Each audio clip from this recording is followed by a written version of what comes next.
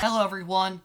I apologize for the lateness of this video, but today I wanted to do a brief overview of the first two episodes of your Friendly Neighborhood Spider-Man. I probably shouldn't call it an overview, more of a brief review, just kind of talking about the things I thought when it came to the first two episodes. And I must say that so far, I actually like what I'm seeing. I think this series is going to provide a fun, different interpretation of Spider-Man. I like that the series is its own thing. It's not connected to the MCU. In a way, I feel like that's kind of pointless. Why are you wasting money on a project not connected to anything? But at the same time, it allows them to have fun. And what I really like about the series so far is that I just think it is going to be engaging.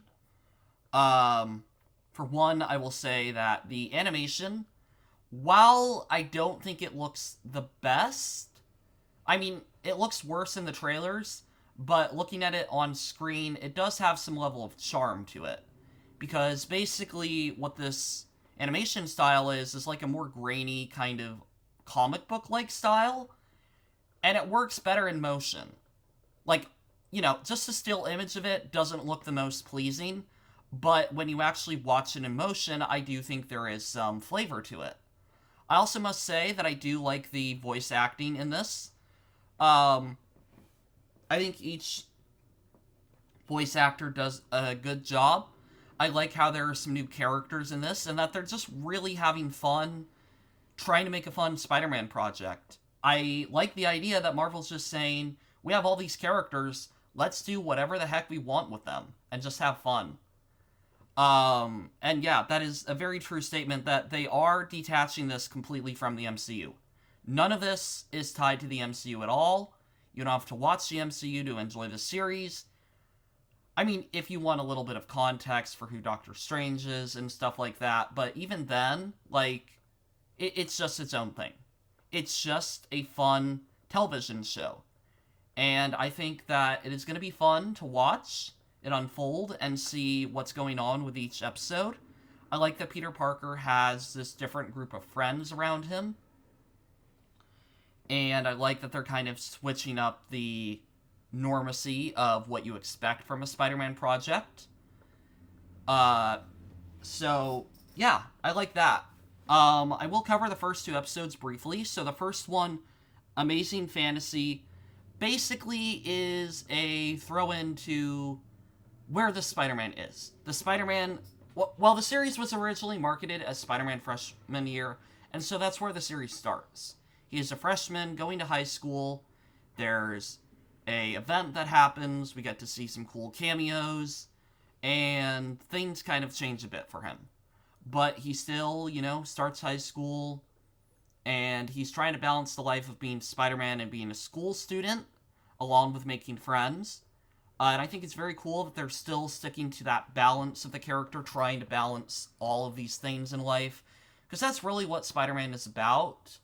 Not balancing in itself, but doing the right thing amidst other circumstances. Like him being willing to be just a student, but also be a hero. So I do like that.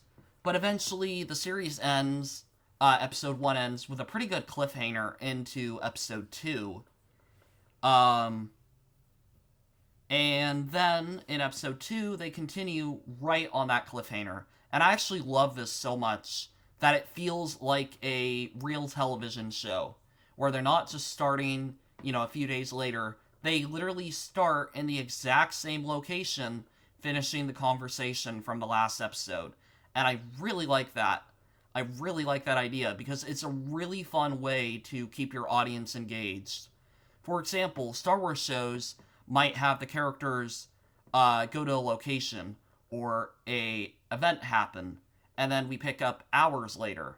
But what this series did is literally picked up even a few lines of dialogue earlier, so they're throwing you right back into the mix of what was going on. And what was going on was basically this Peter Parker's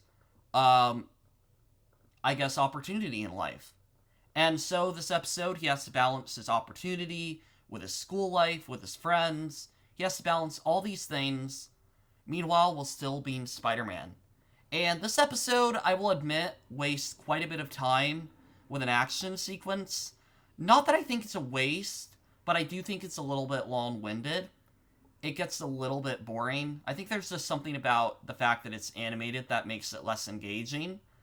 But I do like this Spider-Man trying to always do everything. I do like that he's willing to leave his job in order to go and help save the city, or that he's willing to leave his friends in order to go to his job. Like, he's not trying to be rude in any way. He's just trying to balance all the qualities of life. I do think the action scene in this episode is really fun. I like that they kind of have a villain that I don't really think is in the comics. It's just kind of one made up for the series, like a generic, oh, I'm a bad guy because I feel like it, whatever. Just kind of a street-level, easy villain. But I do think there is a fun action set piece, even though it is a little bit long.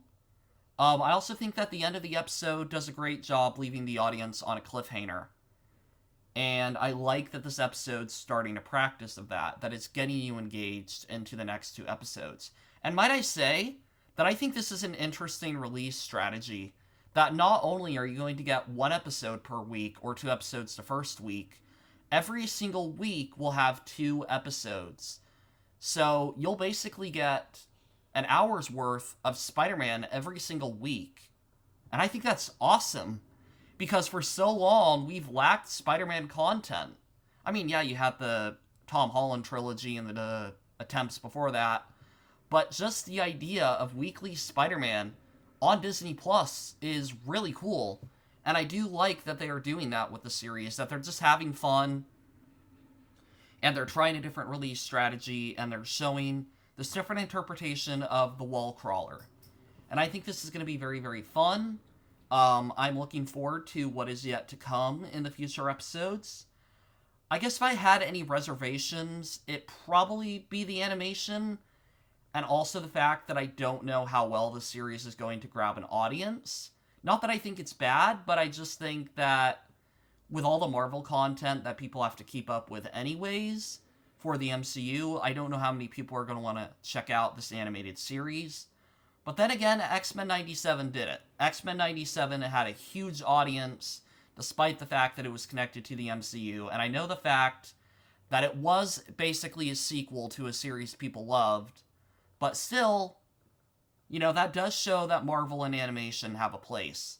And maybe this series and X-Men 97 doing really well will tell Marvel Studios to do an animated film. Because I do think that could be a really, really fun idea.